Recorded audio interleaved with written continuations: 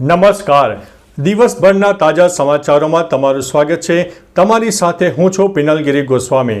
સમાચારો વિસ્તારથી જાણીએ એ પહેલા મહત્વના સમાચારો ઉપર એક નજર. નમસ્કાર મિત્રો સ્વાગત છે તમારું અમારી યુટ્યુબ ચેનલમાં. આજની વિડીયોમાં વાત થશે દેશ અને દુનિયાના સુપરફાસ્ટ સમાચારની. સૌપ્રથમ વાત કરીએ તો ગુજરાતમાં વરસાદની આગાહી. આગામી 5 દિવસ ગુજરાતના અનેક જિલ્લાઓમાં જોરદાર વરસાદ થઈ શકે છે. મહત્વનું છે કે સૌરાષ્ટ્રને 1 નંબર ઉપર ગણીને ચાલવો. મોરબી, સુરેન્દ્રનગર, બોટાદ, ભાવનગર, અમરેલી, રાજકોટ, જામનગર, દેવભૂમિ દ્વારકા, પોરબંદર, જૂનાગઢ અને ગીર સોમનાથના કોઈ જિલ્લામાં તો 1 થી લઈને 15 ઇંચ કરતાં પણ વધુ વરસાદ આગામી 5 દિવસમાં થઈ શકે છે.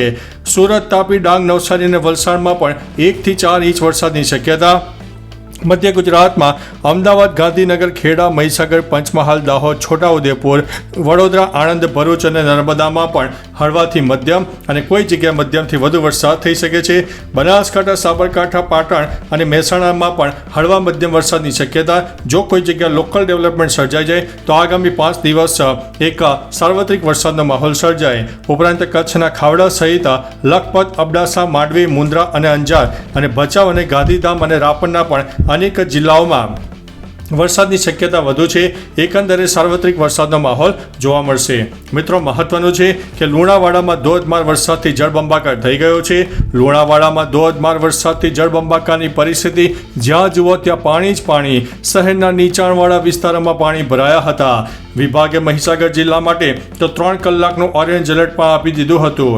જિલ્લા મથક લુણાવાડા શહેરમાં ભારે વરસાદને કારણે જનજીવન પ્રભાવિત થયું છે. આ ઉપરાંત જિલ્લાના બાલાસિનોર વિસ્તારમાં પણ ધોધમાર વરસાદ પડ્યો હતો.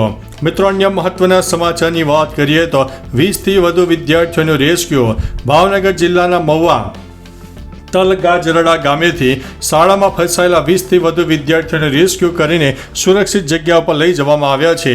અચાનક વોકળામાં પાણી આવી જતા વિદ્યાર્થીઓને બાજુની વાડીના મકાનમાં લઈ જવાયા હતા. ઉલ્લેખનીય છે કે તલગાજરડા ગામ સંપર્ક વિહોણું બન્યું છે. ગામની અંદર અંદાજિત 5 થી 6 ફૂટ પાણી ભરાઈ ગયા છે. મિત્રો અન્ય મહત્વના સમાચારની વાત કરીએ તો તહેરાનમાં લોકોને વિસ્તાર ખાલી કરવાની ચેતવણી.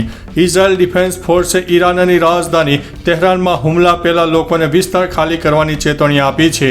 લોકોને કહેવામાં આવ્યું છે કે આગામી કલાકોમાં ઇઝરાયેલી સેના તહેરાનના ડિસ્ટ્રિક્ટ 3માં ઈરાની શાસનના લશ્કરી મથક ઉપર હુમલો કરશે. તેથી તમારી સુરક્ષા માટે તાત્કાલિક આ સ્થળ ખાલી કરો. મિત્રો અન્ય મહત્વના સમાચારની વાત કરીએ તો 2027ની વસ્તી ગણતરીમાં જાતિગત વસ્તી ગણતરીનો પણ સમાવેશ થશે. ગૃહ મંત્રાલયના પ્રવક્તાનું જાતિગત વસ્તી ગણતરી અંગે મોટું નિવેદન બહાર આવ્યું છે. ગૃહ મંત્રાલયના પ્રવક્તાએ કહ્યું છે કે 2027ની વસ્તી ગણતરીમાં જાતિગત વસ્તી ગણતરીનો પણ સમાવેશ થશે.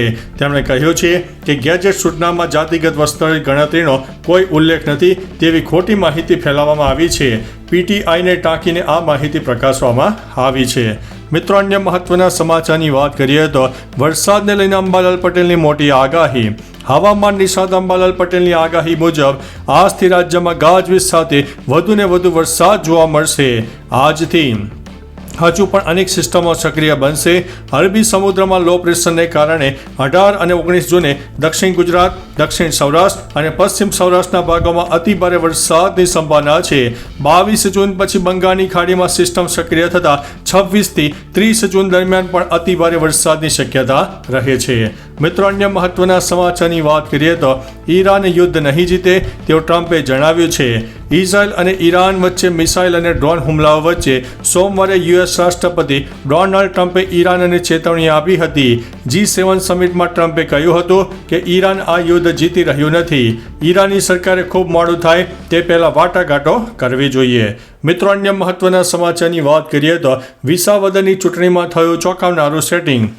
વિસાવદર પેટા ચૂંટણીમાં રાજકીય વર્તુળોમાં હવે ચર્ચા ચાલી રહી છે કે બે મુખ્ય હરીફ પક્ષો જેની વિચારધારામાં આપ જમીનમાં ફરક છે તેઓ અંદરખાને ગઠબંધન કરીને ત્રીજા પક્ષને હરાવવા ચોકઠા ગોઠવી રહ્યા છે. એક પક્ષના કાર્યક્રમનો ખર્ચ મુખ્ય હરીફ પક્ષ ભોગવતો હોવાનો દાવો થઈ રહ્યા છે. આ અસામાન્ય રણનીતિથી રાજકીય તજજ્ઞો પણ અચંબામાં છે, કારણ કે આવા અશક્ય મેળાપ સામાન્ય રીતે જોવા મળતા નથી. મિત્રો, અન્ય મહત્વના સમાચારની વાત કરીએ તો પાકિસ્તાને ઈરાન સાથે સરહદો બંધ કરી.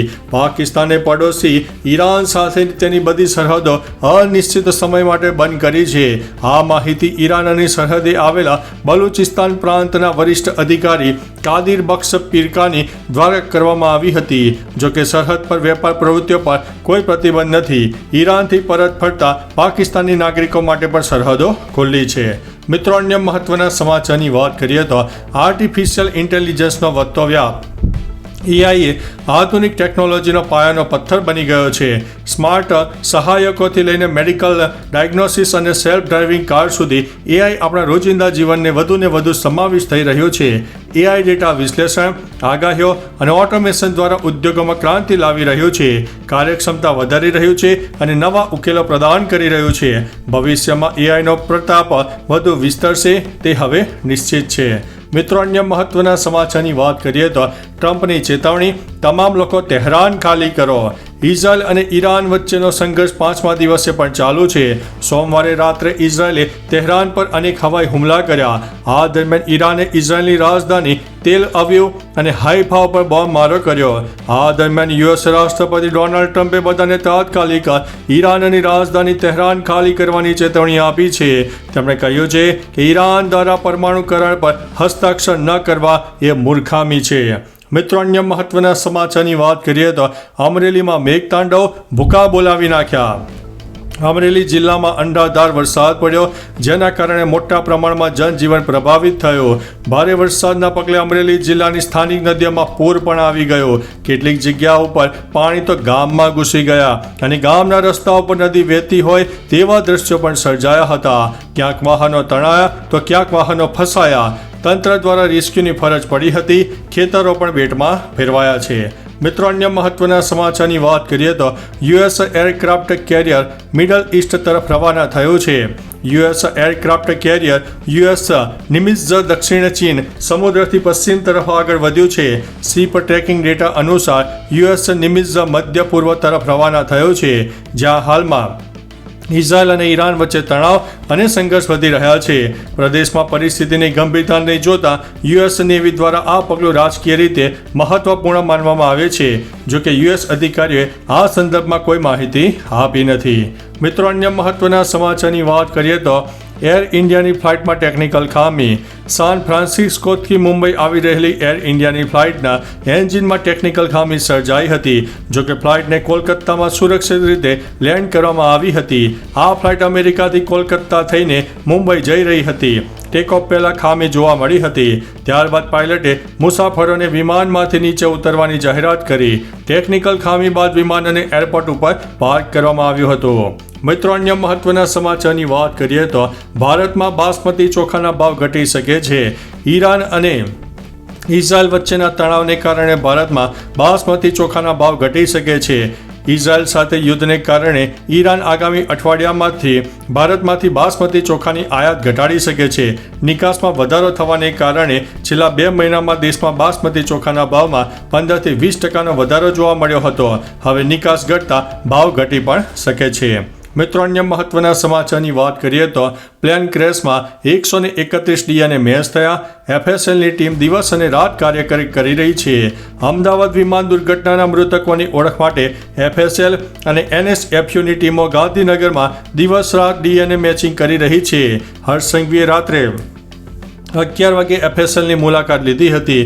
તેમણે જણાવ્યું છે કે મૃતદેહો ઝડપથી પરિવારજનોને સોંપી શકાય તે માટેના પ્રયાસો ચાલુ છે. સોમવારે રાત્રે 11 વાગ્યા સુધીમાં 131 ડીએનએ સેમ્પલ મેચ થઈ ચૂક્યા છે. સિનિયર અધિકારીઓ સહિત તમામ સ્ટાફ ઝડપથી કાર્ય પૂર્ણ કરવા માટે કટિબદ્ધ છે. તો ચાલો મિત્રો, ફરીથી દેશ અને દુનિયાના સુપરફાસ્ટ સમાચાર લઈને મળતા રહીશો. ત્યાં સુધી અમને રજા આપશો. નમસ્તે.